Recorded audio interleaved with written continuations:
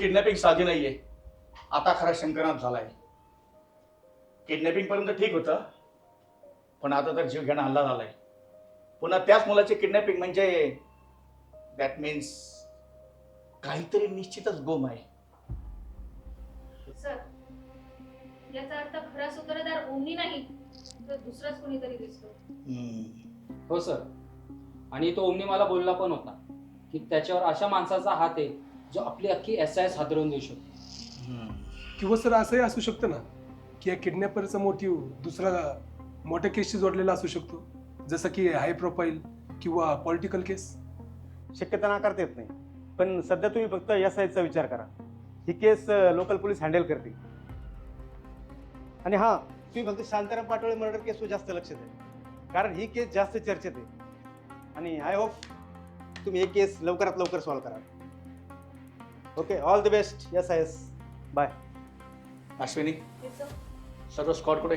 Sir बाहेर आहेत सगळे. सगळ्या स्टाफला बोलून घे. ओके.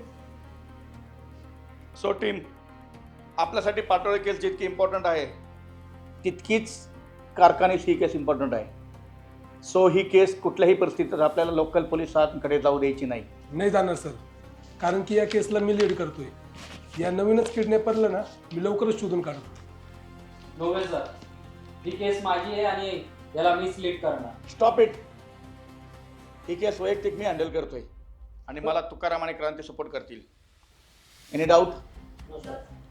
अश्विनी, तुम्ही फक्त ऑफिसमध्ये थांबायचं ओके सर. आणि ऑफिसमधलं रिपोर्टिंग प्रॉपर मला करत राहायची. Yes sir. ठीक आहे? बट बरं सर, सर, तुम्ही दोघे पाटोळे केस हँडल करताल, हे पण ॲज अ टीम. आणि तुमच्या टीममध्ये रागिने आणि जग्गाळे असतील. Any doubt? No sir. Good. आणि तुम्ही दोघं करण अर्जुन, हा जो अवतार आहे ना तो बदला. इन्व्हेस्टिगेशन जाणार आहात तुम्ही, अवतार बदला. आलं लक्षात? Ashwini, yes sir. सगळ्यात आधी कारकिर्दीचे अपडेट काढा. Okay sir. ते कुठे आहेत, कसे आहेत, ओके सर. आणि किडनॅपिंग स्पॉटही मिळतो का ते बघा. बघते सर. ठीक आहे? आणि ओमनीच्या मोबाईलमधून काही धागेदोरे सापडतात का तेही बघा. Okay sir. आता ही केस आपल्यासाठी खूपच गंभीर वळणावर आलेली आहे. Got it? लागत आम्हाला.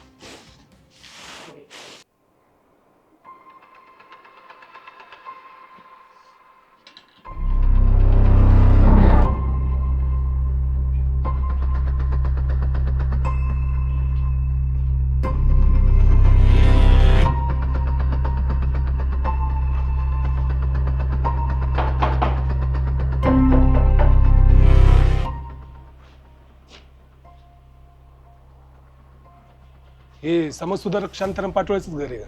हो, आपण कोण? SAS special investigation squad. आणि प्रश्न आता फक्त आम्ही विचारणार. हे मिस्टर पाटोळे यांच्या मर्डरच्या आधी शेवटचे कोणाला भेटले? मलाच भेटले ते सर. बरं, शेवटच्या वेळेस नेमकं काय घडलं होतं ते तू आम्हाला सांगू शकतोस का? त्यांचे गोळ्या संपले होते सर. मी इथे 10 मिनिटाच्या अंतरावर मेडिकल आहे, मी तिथे गोळ्या आणायला गेलो होतो. तर आलो आणि बघितलं तर पाटोळे साहेब आम्हाला सोडून गेले होते. अच्छा, म्हणजे 10 मिनिटाच्या आतमध्ये कुणीतरी येतंय आणि पाटोळ्यांना मारूनही जाते आणि याची कोणालाच भनकही लागत नाही. अच्छा, म्हणजे त्यावेळेस ऑफिसमध्ये कुणीच नव्हतं का?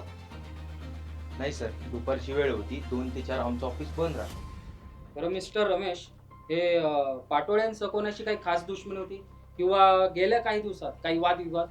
नाही सर, ते खूप चांगल्या स्वभावाचे होते आणि समाजसुधारकही होते. पण सध्या ते कोणत्या विषयावर काम करत होते? मॅडम, ते अनेक सामाजिक विषयावर काम करत होते. बरं रमेशजी, हे तुम्ही जेव्हा मेडिकलवरून परत आले तेव्हा पाटोळे कोणत्या परिस्थितीमध्ये होते? आठवणी भीती वाटते सर. ते सोफ्यावर टेकून होते आणि त्यांचे डोळे मोठे झाले होते. बरं, आतमध्ये बघा काय मिळतंय का.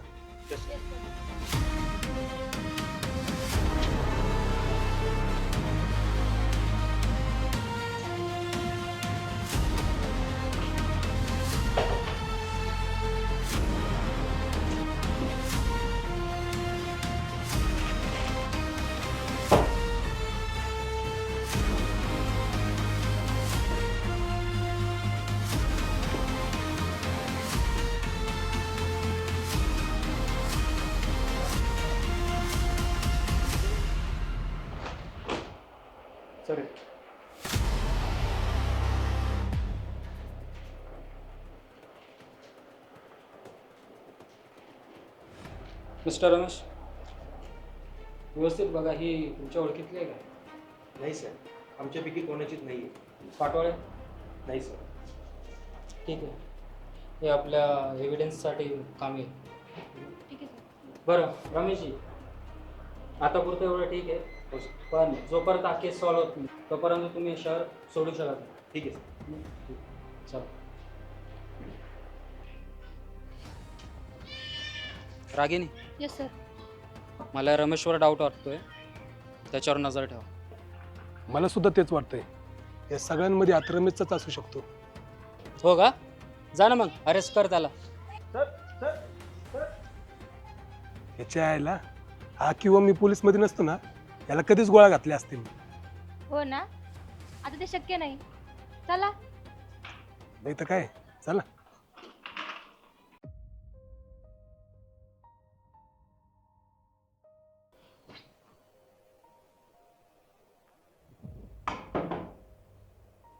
मिस्टर कारखानीस, कोण? आलो. अरे ACP साहेब, या या. नमस्कार. बस. काय म्हणतो हात? दुखतोय फार, वेदना होता. कारखानीस साहेब, तुमचा फोन आला आणि लगेच निघालो. पण हे काय, तुम्ही एकटेच दिसताय, वहिनी नाहीत वाटतं. हो, जिचा मुलगा 2दा किडनॅप होतोय अशी बायको आपल्या नवऱ्यावर कसा विश्वास ठेवेल ACP साहेब? गेली रागावून आणि म्हणाली, जोपर्यंत माझा मुलगा तुम्ही शोधून आणणार नाही तोपर्यंत या घरामध्ये पाऊल ठेवणार नाही. बरोबर आहे त्यांचं. पण हे झालं कसं? जरा डिटेलमध्ये सांगताल का मला? तुम्ही मला रोहितला ताब्यात दिलं आणि आम्ही बायपासवरून निघालो.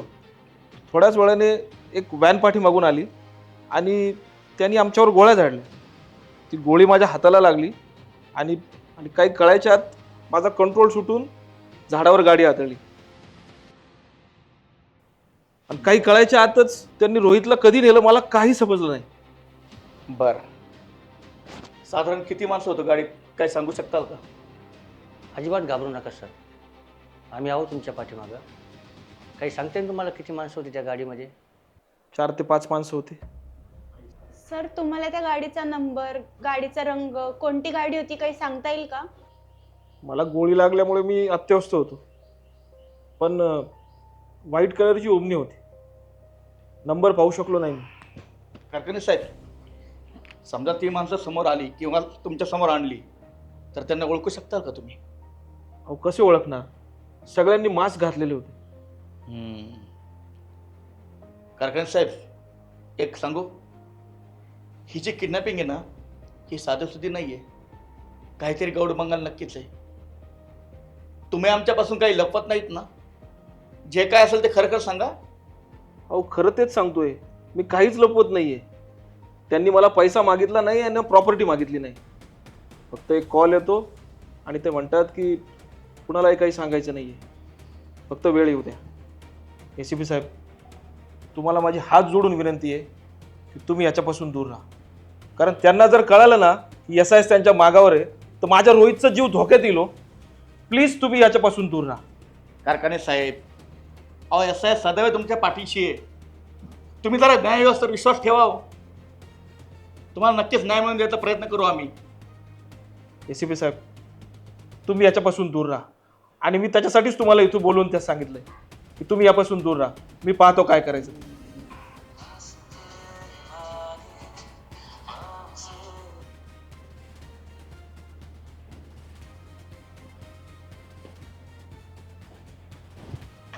चला ठीक आहे सर, निघतो आम्ही आता. धन्यवाद. तुम्हाला काही सांगायचं असेल तर SIS 24 तास तुमच्यासाठी उपलब्ध आहे. येऊ का?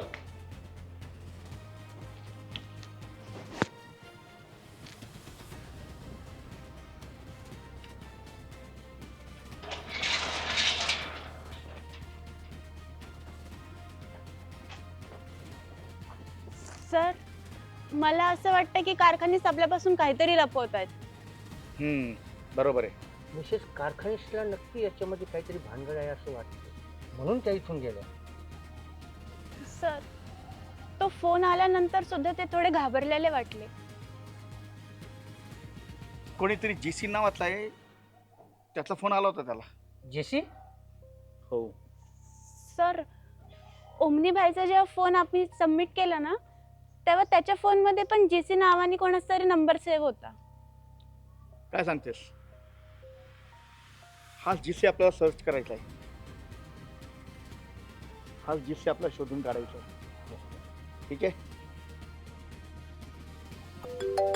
सर हॅलो, बोला अश्विनी मॅम. काय? ठीक आहे. काय झालं? सर ओमनी भाईचा राईट हँड आहे ना भोबड्या भाई, त्याने सुसाईड केलं. काय? ज्याच्या पायाला गोळी लागली होती. I C. मी खूप प्रयत्न केले, पण वरून इतका पॉलिटिकल प्रेशर आहे ना, काही करता नाही आलं. हा आपण SIS कडे 6 महिने आहेत अजून, आणि ह्या 6 महिन्यामध्ये SIS इतकी मेहनत करेल ना की हेडक्वार्टरला सुद्धा SIS कंटिन्यू करावं लागेल. चला ऑफिसवर चला.